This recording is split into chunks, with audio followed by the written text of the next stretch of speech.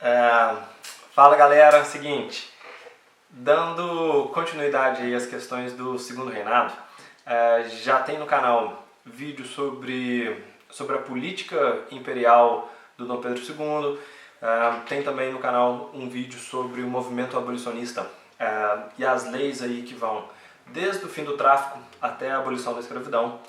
E para essa nossa aula de hoje a gente discute um pouco melhor as questões a respeito dessa política externa brasileira, né?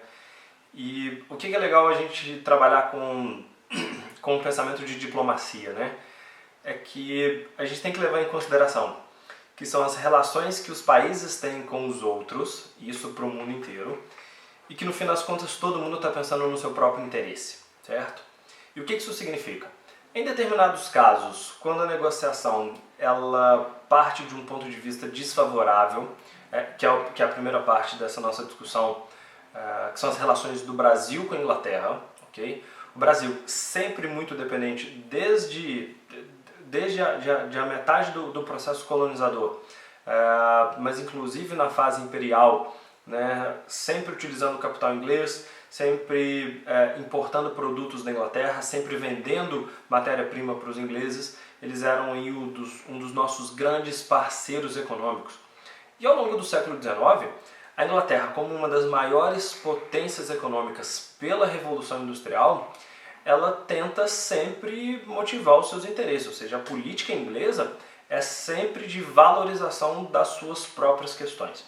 Isso significa que a Inglaterra interfere diretamente na política brasileira com vários decretos, várias medidas, vários pedidos, várias proibições, e assim a política brasileira ela vai tentando negociar até onde pode, porque possui uma posição de negociação inferior, certo? O primeiro solavanco e o primeiro, digamos assim, golpe que essa diplomacia brasileira enfrenta em relação à Inglaterra vai ser no caso das leis de tráfico, certo? Aquela política da lei Bill Aberdeen, que tenta proibir o tráfico negreiro, que tenta incentivar o movimento abolicionista, o governo imperial, o governo do Dom Pedro II não resiste, e a própria lei Eusébio de Queiroz, né, apesar de já ter aí um movimento interno de luta para abolir a escravidão, ela é considerada uma vitória da política inglesa. Num outro aspecto, um outro episódio chamado aí de Questão Christie, que se deu em relação ao embaixador inglês no Brasil, e tudo girando em torno de um roubo de carga de um navio inglês, que esse embaixador queria ser ressarcido, queria que o Brasil pagasse todo o valor das mercadorias e ainda punisse os envolvidos. Ele suspeitava que tivessem os militares e tudo mais, e que se o Brasil não fizesse isso, geraria uma guerra, enfim, o grande império inglês iria vir para cima do Brasil. A política brasileira consegue resistir a essa questão, paga o prejuízo econômico da carga, mas não se declara culpado, né? Ou seja, se impõe, levanta e bate de frente com a Inglaterra. E esses dois países vão ter aí até uma relação cortada por algumas décadas, né? por algum tempo, certo? Um outro episódio muito marcante aí para vocês sacarem as posições e como elas se alteram, né? Se em relação à Inglaterra, o Brasil está numa posição inferior, e isso é até uma discussão que a gente pode colocar, né, para o próprio mundo atual. Até que ponto o Brasil tem força para ficar negociando com China e Estados Unidos e a mesma política que a gente faz com os nossos vizinhos argentinos, uruguaios, chilenos, enfim. Até que ponto isso se dá dentro dessas negociações, né?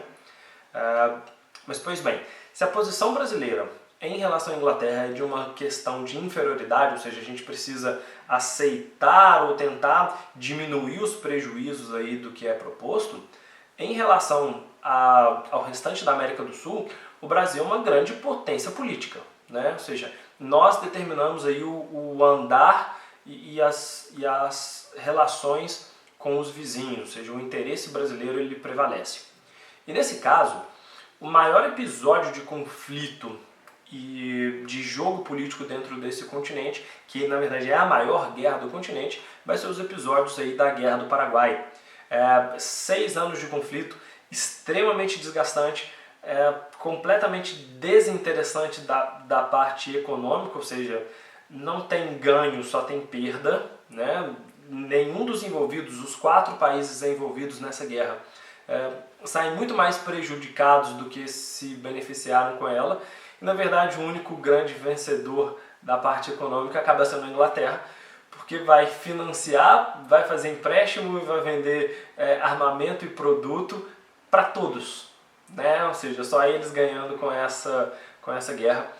Inclusive, existe até uma versão que trabalha com a ideia de que foi a própria Inglaterra que financiou e motivou essa guerra, né? Ou seja, desejou que essa guerra acontecesse para frear o Paraguai, que existia uma ideia de que estava se industrializando e estava se tornando uma potência, e também para poder lucrar com a venda de equipamento militar para o conflito dessa magnitude. Mas para a gente entender as origens disso e o que isso tem a ver com a política externa brasileira. Que o Brasil, sempre pensando nos seus interesses, sempre pensando nessa questão diplomática favorável, nós, Brasil, interferimos diretamente na política de 2 outros estados.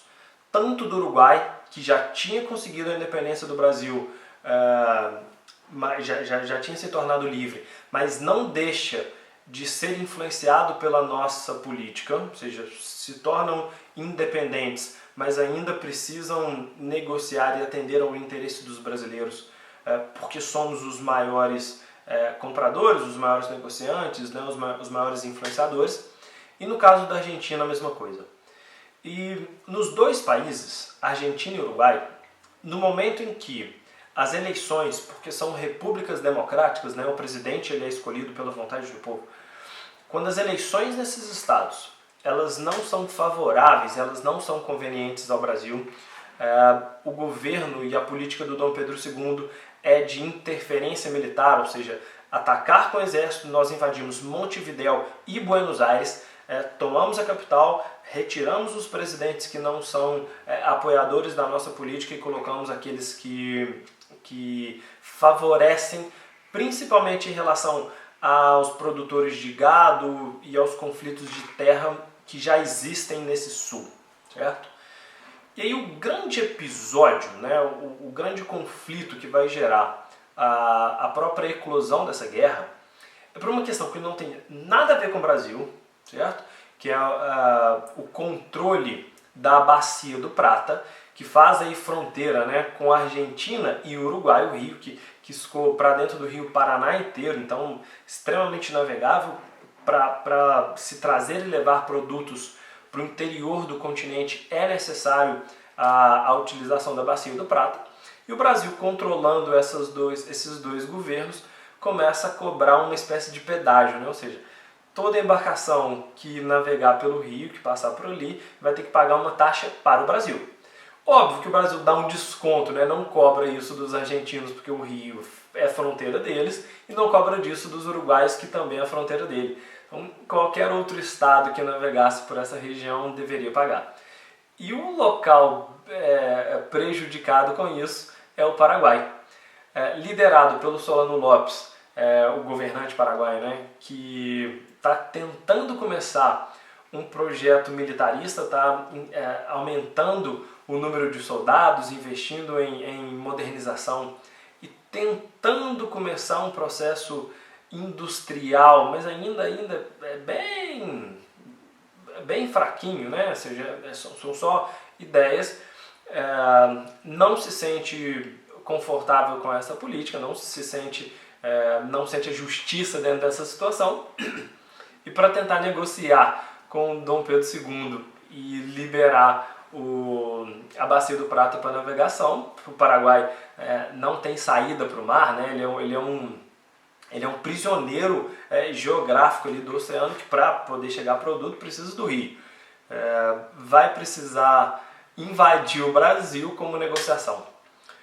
Invade o Mato Grosso do Sul, invade o próprio Rio Grande do Sul, invade terras da Argentina também, não é só o Brasil, e por conta desses conflitos a Guerra do Paraguai se inicia.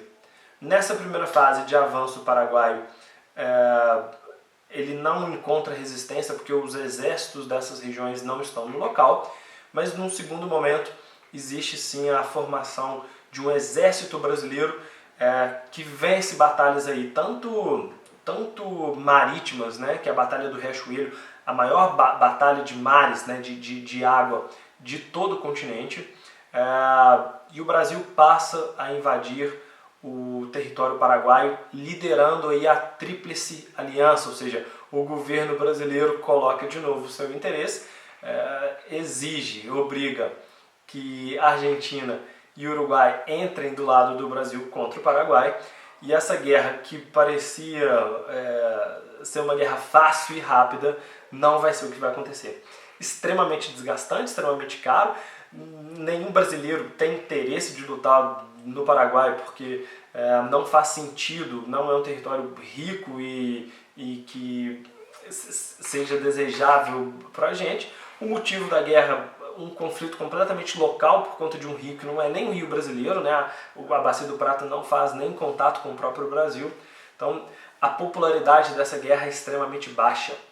E à medida que o tempo vai passando, à medida que o conflito ele vai ficando cada vez mais longo, porque ela começa em 64 e ela vai durar até 70, ou seja, são 6 anos de guerra, à medida que o Brasil precisa enviar soldados para essa batalha, cada vez mais a população brasileira fica resistente.